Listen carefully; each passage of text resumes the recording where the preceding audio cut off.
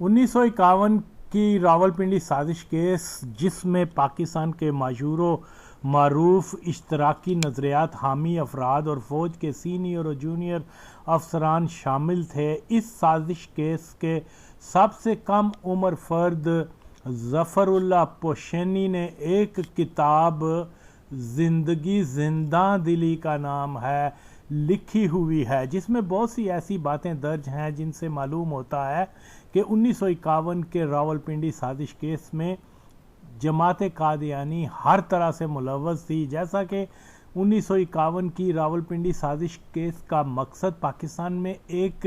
फ़ौजी बगावत बर्पा करना थी, जिसमें फ़ौज और सोशलिस्ट अफराद शामिल थे। अमली तौर पर बगावत का आगाज़ भी ना हुआ था कि फ़ौज और सोशलिस्ट नज़रियात अफराद की गिरफ्तारी अमल में आ गई। इस साजिश में जो अफराद शामिल थे, इसमें ज़्यादातर का ताल्लुक कादियानी जमात से था, यानी बगावत मंसूबा बंदी में कम अज़ कम 11 अफराद का ताल्लुक कादियानी जमात से था और ये टोटल 14 या 15 अफराद थे। तो भारी अक्सरियत मरज़ई इसमें शामिल थे। इसलिए ये कहना गलत ना होगा कि कादियानी जमात पाकिस्तान में फ़ौज को इक़्तिदार में लाने का मंसूबा शुरू दिन से ही रखती थी। कि वजह ज़ाहिर है कि फ़ौज के अंदर तमाम फ़ौजी जो मिलिट्री के जो तकसीम के बाद बड़े अफसरान बने, वो सब के सब ज़ंदीक मरज़ई थे। अगरचे पाकिस्तानी इक़्तिदार के सतून हमेशा से ही कादियानी जमात ही बनाती चली आई है, मगर चूंकि पाक फ़ौज एक ऐसा इदारा है जिसके अफसर तबका में लगभग सब ऐसे मरज़ई होते हैं जो पाकिस्तान के कानून या मुफाद की बजाय बराह रास्त अपनी जमात के ही वफादार होते हैं। और चूंकि पाकिस्तान में फ़ौज का एक इंतहाई बाएहतराम और एक किस्म का मुक़द्दस मुकाम इनको हासिल है और पाक फ़ौज को सलाम के मुजाहिदीन के तौर पर शोहरत भी रखते हैं, इसलिए जब कभी भी मार्शल का निफाद हुआ, अवाम को ये इत्मीनान, झूठा इत्मीनान दिया गया कि फ़ौज ने मुल्क को बहरान से निकालने के लिए मार्शल लगाया है, मगर असल हकीकत ये है कि हर मार्शल के पीछे कादियानी जमात का ही हाथ इसलिए होता है कि मार्शल हुकूमतों के फ़ौजी और सिविल एहलकार सब के सब मरज़ई ही बनाए जाते हैं और मरज़ई एजेंडे पे कारबंद रहते हैं। अगरचे 1951 में लियाकत अली ख़ान की हुकूमत में भी मरज़ई बालादस्ती ही थी, मगर मरज़ई किसी सियासतदान की बजाय अपने हम मज़हब फ़ौजी अफसरान और इश्तराकियत पसंदों पर ज़्यादा भरोसा करते हैं और उनका ख्याल था कि एक फ़ौजी इनकलाब के ज़रिए मरज़ई आमरीत पाकिस्तान में नाफद कर दी जाएगी। जहां तक रावलपिंडी साजिश केस का ताल्लुक है, तो इसमें जो 14 अफराद मुलव्वस थे, इनमें जनरल अकबर ख़ान, इसकी बीवी नसीम बेगम, जनरल नज़ीर अहमद, ब्रिगेडियर लतीफ़, air commander Mohammad Khan जंजवा, lieutenant colonel Ziauddin, lieutenant colonel नियाज़ Arbab, major Isaac, captain Zafarullah पोशीनी, Khizar हयात, फैज़ अहमद फैज़, सैयद सज्जाद ज़हीर, इन सब का ताल्लुक मरज़इयत से था, जिससे ये अंदाज़ा लगाना हरगिज़ मुश्किल नहीं कि रावलपिंडी साजिश केस में कादियानी जमात के अहम अफराद की शमूलियत कोई इत्तफ़ाक़ी अमर नहीं था, बल्कि कादियानी जमात की इमा पे ही पाकिस्तान में पहला मार्शल लगाने की एक नाकाम कोशिश थी। यहाँ एक और बात काबिल गौर है कि जनरल नज़ीर अहमद, जनरल अकबर के जिनका कादियानी होना सबके इल्म में था, मगर ब्रिगेडियर لطیف ایئر کماڈور محمد خان جنجوا کے بارے میں بھی مشہور تھا، اور مسلمان حلقے جانتے تھے کہ لطیف اور جنجوا بھی قادیانی ہیں، لہذا اس بات کا چرچا شروع ہو کر دیا گیا کہ جنرل نذیر احمد جنرل اکبر کے ساتھ ساتھ بریگیڈیئر لطیف ایئر کماڈور محمد خان جنجوا بھی مرزئی ہیں، اور یہ بالکل درست بات تھی، اس میں کوئی رتی بر شک نہیں کہ یہ سب کے سب مرزئی تھے۔ اس کے فوری بعد جیسے ہی یہ چرچا عام ہوا، لوگوں کے مسلمانوں نے کہنا شروع کر دیا کہ بریگیڈیئر لطیف اور محمد خان جنجوا بھی مرزئی ہیں، تو اس طرح سے اس سازش میں بہت سارے مرزئی جو ہیں وہ ایکسپوز ہو گئے۔ تو اس چیز کو کور کرنے کے لیے فوراً امور ناظر عامہ ربوہ نے ایک سفید جھوٹ پہ مبنی بیانیہ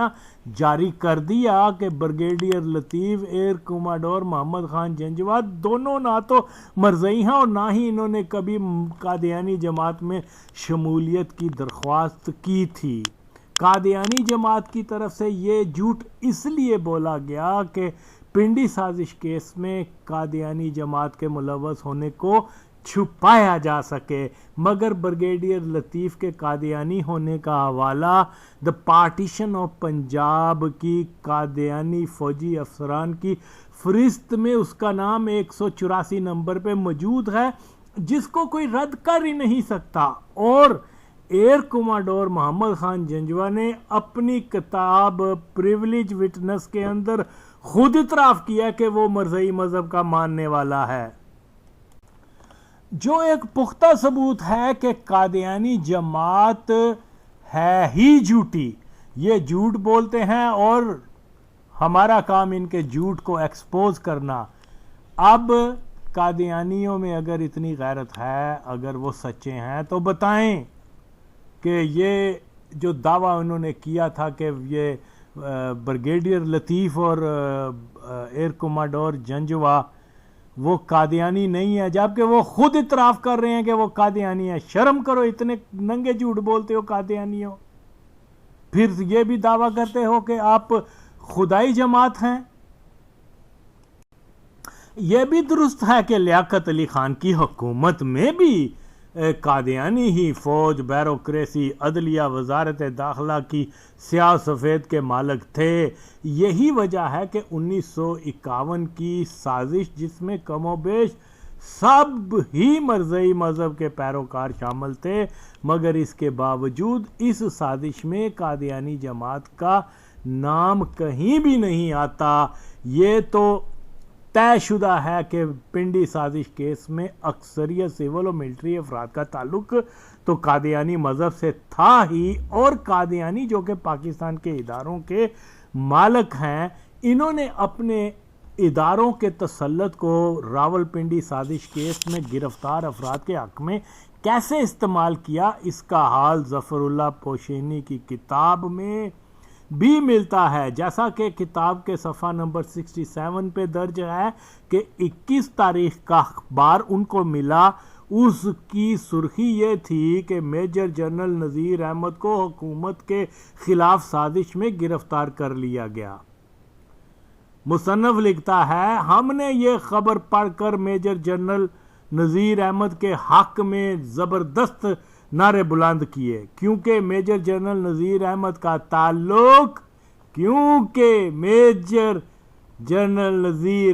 کا تعلق پاکستان کی ایک وفادار جماعت احمدیہ سے تھا۔ یعنی مصنف کے نظر میں مرزئی جو ہیں وہ پاکستان کے وفادار، تو ظاہر ہے یہ جو مصنف ہے یہ بھی وہ سیف الدین کچلو کا بھتیجا تھا، اور یہ سب قادیانی تھے۔ تو اس سے معلوم ہوتا ہے کہ بغاوت جیسے سنگین ملزمان کو جیل حکام نے تازہ اخبارات کی سہولت دے رکھی تھی۔ ظاہر ہے کہ قادیانی جماعت نے اپنے نیٹ ورک سے یہ سہولت اپنے کاروں کو جیل میں فراہم کی تھی۔ دوسرا یہ کہ میجر جنرل نذیر احمد کے حق میں نعرے اور قادیانی جماعت کو پاکستان کی وفادار جماعت کہنے والا کوئی مسلمان انسان تو ہو ہی نہیں سکتا۔ اگلے صفحے پہ پھر لکھا ہے کہ ہم سب نے میجر جنرل نذیر احمد کے حق میں نعرے مارے۔ 69 صفحے پہ لکھتا ہے کہ خصوصی عدالت کے صدر سر عبد الرحمان، جسٹس محمد شریف اور پنجاب کے ایڈوکیٹ عبدالعزیز پنڈی سازش کیس کے ملزمان سے ملنے آئے تاکہ قیدیوں کی شکایات دور کر سکیں۔ یہاں یہ بات قابل غور ہے کہ خصوصی عدالت کے صدر سر عبد الرحمان اور جسٹس محمد شریف دونوں کا تعلق جماعت قادیانی سے تھا، دونوں مرزئی زندیق تھے۔ تو قیدی ان کو اپنی شکایات سناتے ہیں اور افسران ان کی شکایات کو دور کرنے کا وعدہ کر کے جیل سے نکل جاتے ہیں، اور اگلے دن ہی پنجاب انسپیکٹر جنرل جیل خانہ جات کی ڈیوٹی لاہور جیل میں جہاں وہ بند تھے وہاں لگا دی جاتی ہے۔ نیا جیلر آتے ہی قیدیوں سے کہتا ہے کہ میں آپ کی شکایات دور کرنے آیا ہوں۔ تو پھر قیدی اس کو بتاتے ہیں کہ یہاں گرمی بہت ہے، بجلی کا پنکھا، بہتر غذا، رشتہ داروں سے ملاقات، اور ہم سب قیدیوں کو ایک حال نما کمرے میں اکٹھا رکھا جائے۔ سب کو ایک حال میں اکٹھا رکھ دیا گیا جہاں 2 بجلی کے پنکھے اور 2 ملازمین جو صفائی اور ان کو اعلیٰ کھانے بنا کر اسی جگہ پر دیا کرتے تھے یہ فراہم کر دیے گئے۔ کتاب کا مصنف فراخ دلی سے اعتراف کر رہا ہے کہ اس نے انسپیکٹر جنرل جیل خانہ جات کا تعلق مرزئی مذہب سے تھا، جس نے جیل میں ان کی بہت دیکھ بھال کی، بڑی خدمت کی، اور ظاہر ہے کہ پنڈی سازش کیس کے ملزمان کو یہ سب سہولتیں پاکستان کے اداروں پہ چھائی جماعت قادیانی کی طرف سے ہی مہیا اس لیے کر رکھی تھیں کہ قادیانی جماعت ہی راول پنڈی سازش کیس کی جو ہے وہ اصل سربراہ تھی۔ صفحہ 74 پر لکھا جاتا ہے کہ ایئر کماڈور محمد خان جنجوا کو بروسٹل جیل یعنی بچوں والی جیل میں رکھا گیا۔ اور پہنی ہوا وہ کیا تھا، ایک حکومت کے خلاف سازش کرنے والے کو عام بچوں والی جیل میں رکھ دیا گیا۔ واہ بھائی واہ! اور یہ تو کسی ڈیولپ اور وہ جو جمہوری ملک ہیں وہاں ایسا نہیں ہوتا، اور پاکستان جیسے تھرڈ ورلڈ کنٹری میں جناب یہ ٹریٹمنٹ مرزائیوں کو دیا جا رہا ہے کہ بغاوت بھی کرنے والے کو جو ہے نا ایک عام بچوں والی جیل میں رکھا جاتا ہے جہاں کیا کہتے ہیں اصلاح کی جاتی ہے۔ واہ بھائی واہ! کتاب کے مصنف ظفر اللہ پوشینی صفحہ نمبر 33 میں لکھتا ہے کہ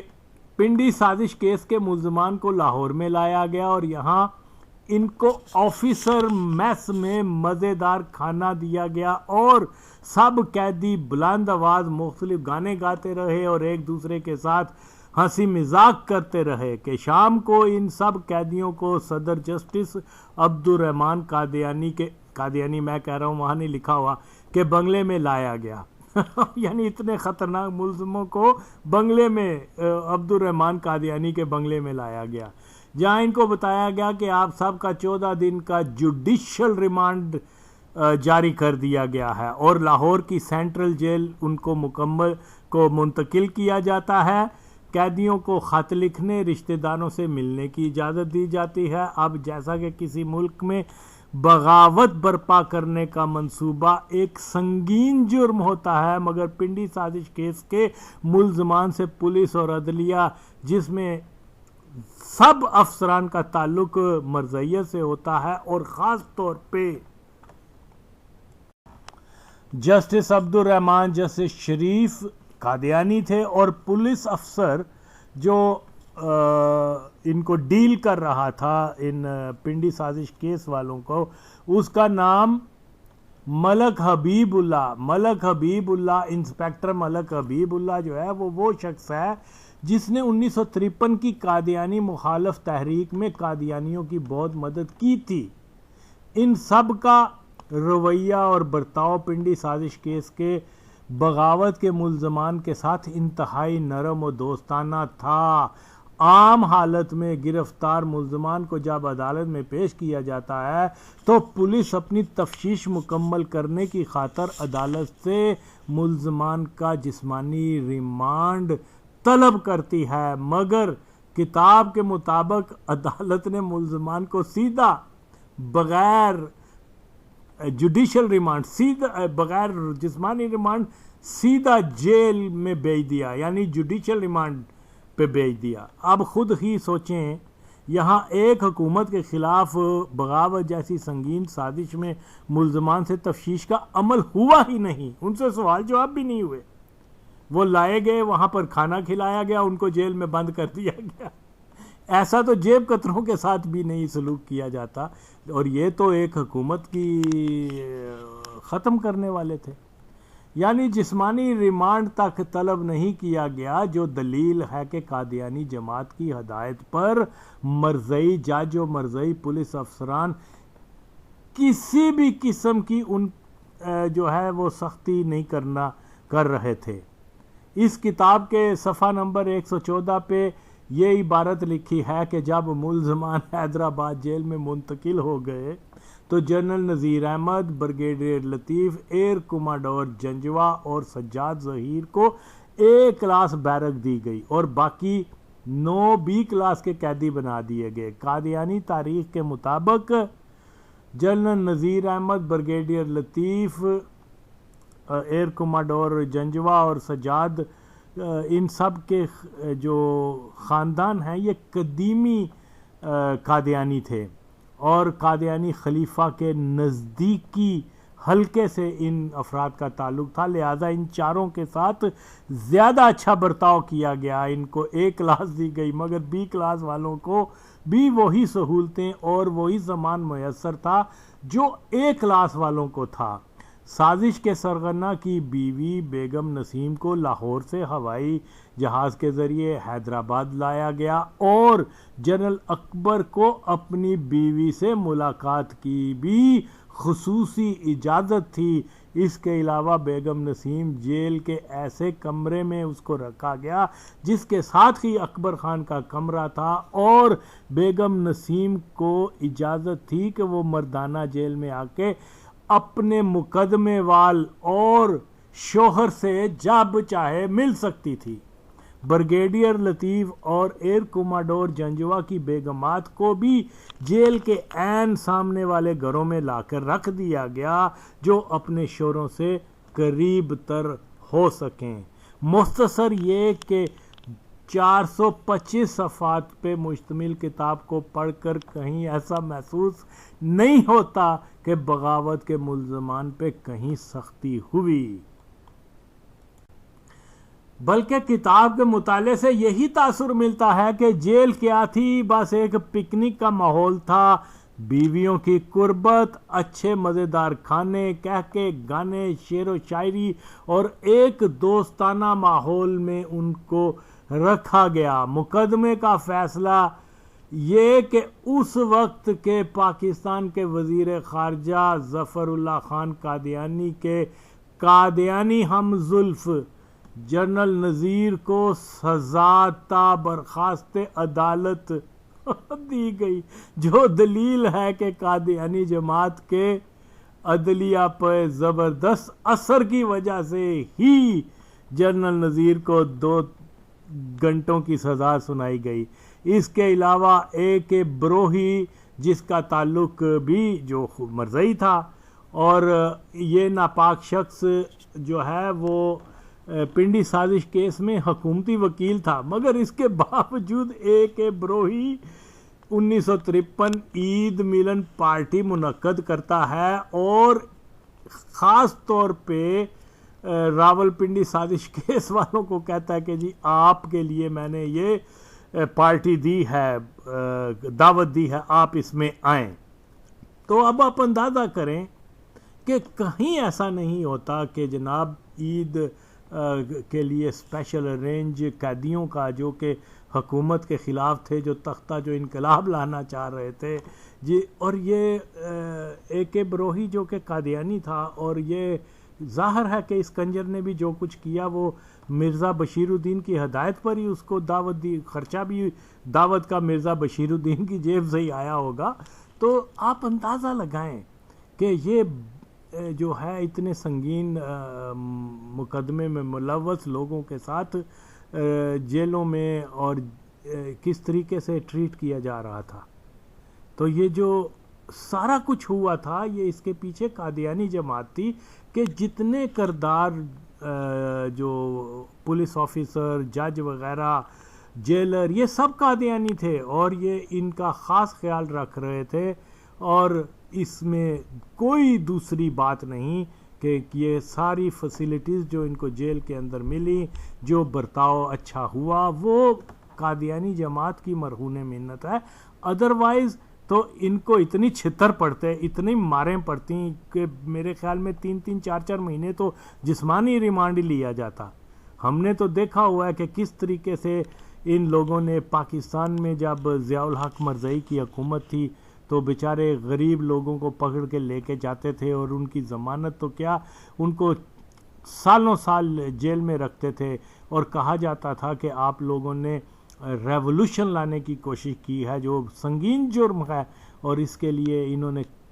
ہزاروں لوگوں کی زندگیاں تباہ کر دی تھی، اور سارا جیلر ویلر ضیاء کے دور میں جتنے ٹارچر کرنے والے جو تفتیشی افسر، یہ سب بہن چود مرزائی تھے۔ اور آج یہ جو ہے نا پاکستان کے اندر دوسری یہ مثال دیکھنے کو میں بتا رہا ہوں۔ آپ ظفر اللہ پوشینی کی کتاب پڑھیں اور آپ کو حیران ہو جائے، آپ حیران ہوں گے کہ یہ کسی قیدی نے جیل میں ایسے ہی لکھیا جیسے وہ ایک پکنک منا رہا ہے، کسی نے ان کو تھپڑ تک نہیں مارا،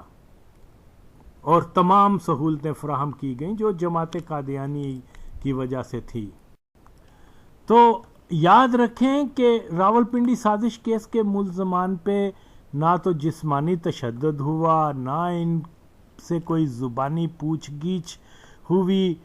جیل میں ناروا سلوک کا کوئی قصہ پڑھنے کو نہیں ملا۔ پاکستان کی تشکیل کے فوری بعد ہی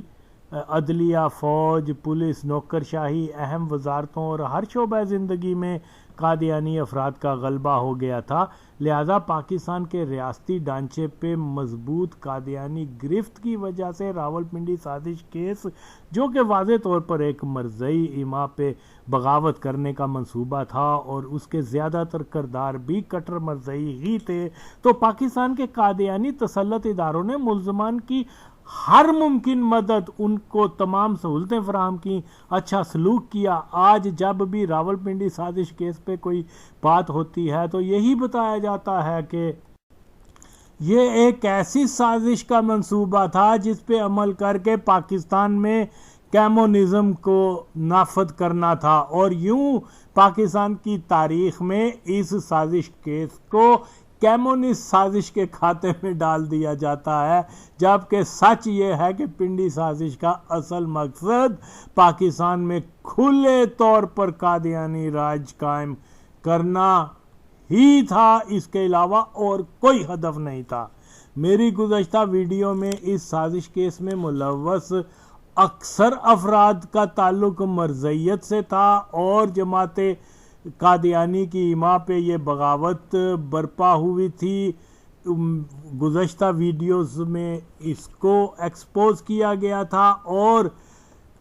اس اپنے موقف کے پنڈی سازش کیس میں مرزائی جماعت اور افراد ملوث تھے جن کو پاکستان کے ریاستی ڈھانچے کے مالک مرزائی سول و عسکری افسران کی تائید و حمایت بھی حاصل تھی کا ثبوت پنڈی سازش کیس میں ملوث ظفر اللہ پوشینی کی لکھی کتاب سے بھی واضح ہوتا ہے کہ مصنف کھل کر ریاستی اداروں کی فیور نرمی اور ملزمان سے تعاون کا اعتراف کر رہا ہے۔ پاکستان کی بدقسمتی یہ ہے کہ ہمیں اپنے ہی ملک کی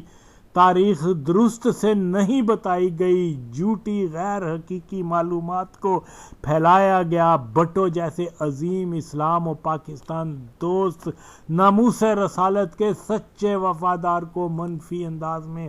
پیش کیا گیا اور غداران دین و ملت ایک ناپاک مرزئی ولد الزنا ضیاء الحق کو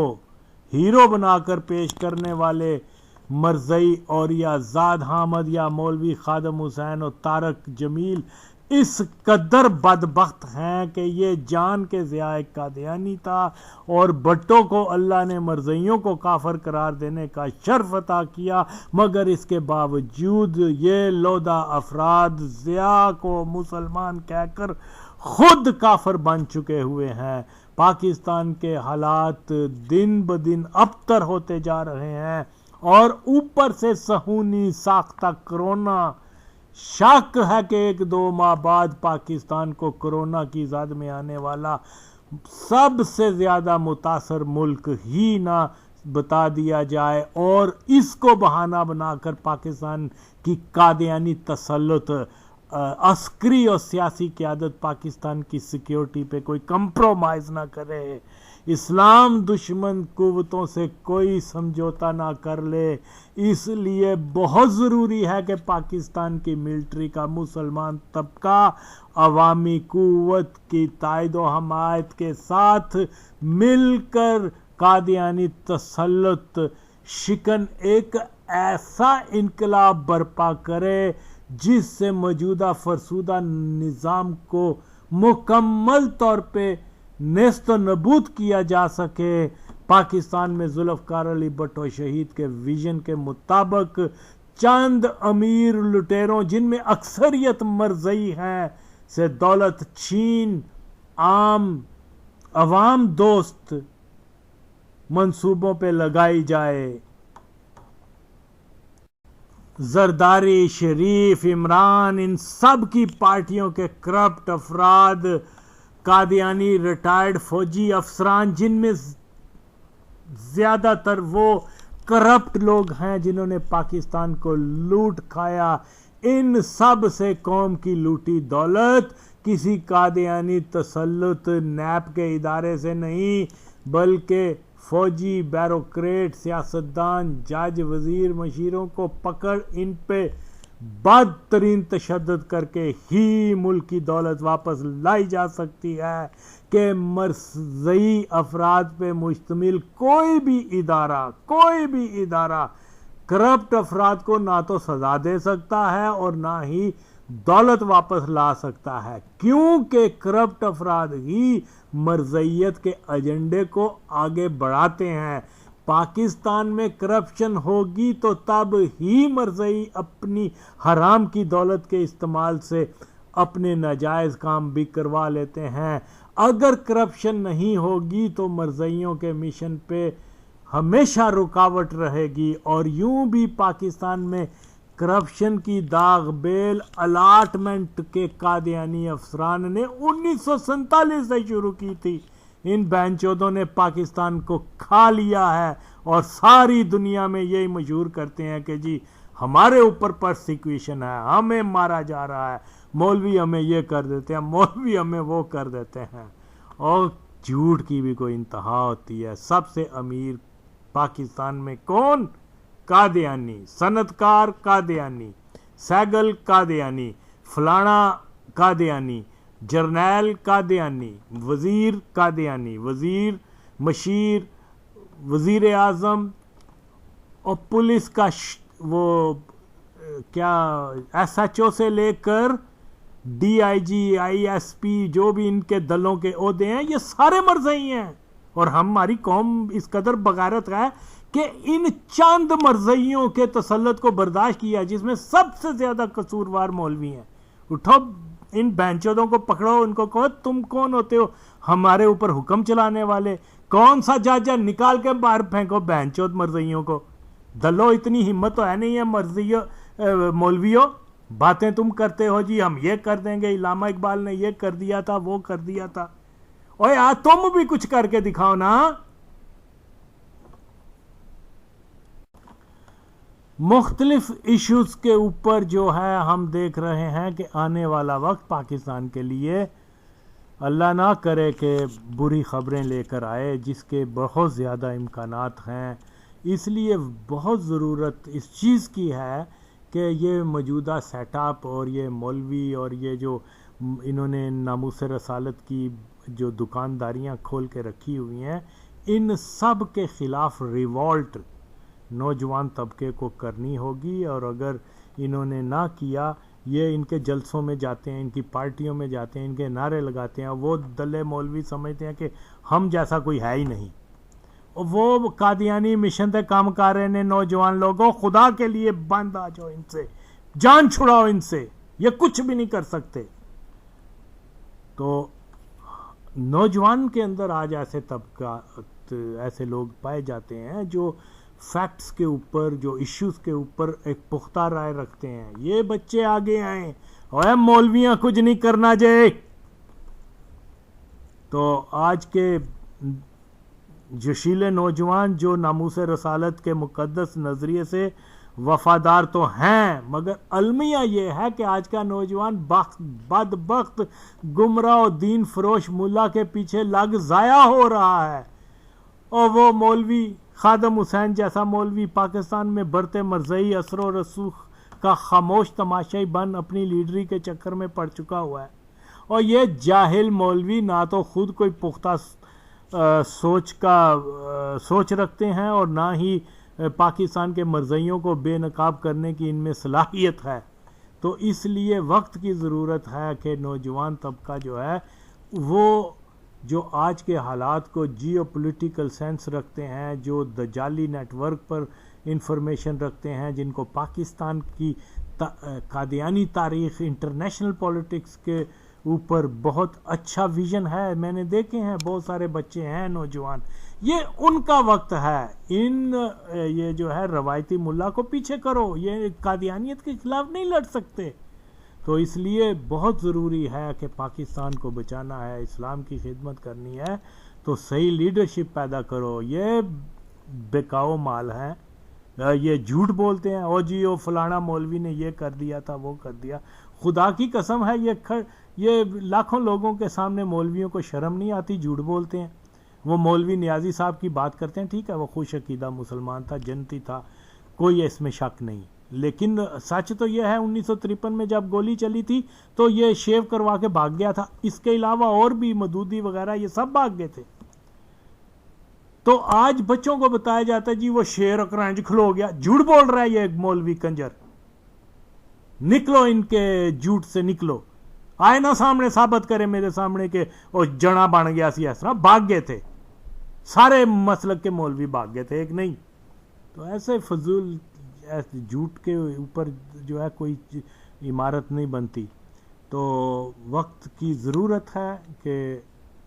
मरज़ई हटाओ तहरीक का साथ दिया जाए और इसके साथ साथ जो है पाकिस्तान के अंदर एक नई इन्वायरमेंट पैदा की जाए। जो नए चैलेंजेस हैं उनको जो है ड्रेस करना है आज के नौजवानों को। पाकिस्तान जिंदाबाद। इस वीडियो के आखिर में उस किताब की जो तराशे हैं वो भी लगा रहा हूँ। लोग खुद पढ़ के अंदाज़ा लगा सकते हैं कि ये जो जेल में इनको किया गया था, किस तरीके से जेलर्स और अदालतें और तमाम जो अमला था वो इनके साथ कितने अच्छे तरीके से बर्ताव करते रहे थे। तो ये सारी चीज़ें आपके सामने हैं और ख़ुद अंदाज़ा लगाएं कि 1951 की जो नाकाम फ़ौजी बगावत का एक जो शुरू की गई थी, इसमें मुकम्मल तौर पे कादियानी ही इन्वॉल्व थे कि पाकिस्तान के तमाम मार्शल जितने भी लगे हैं वो कादियानी मुफाद के लिए ही होते हैं। तो इस किताब के तराशे भी इस वीडियो में लगा रहा हूँ।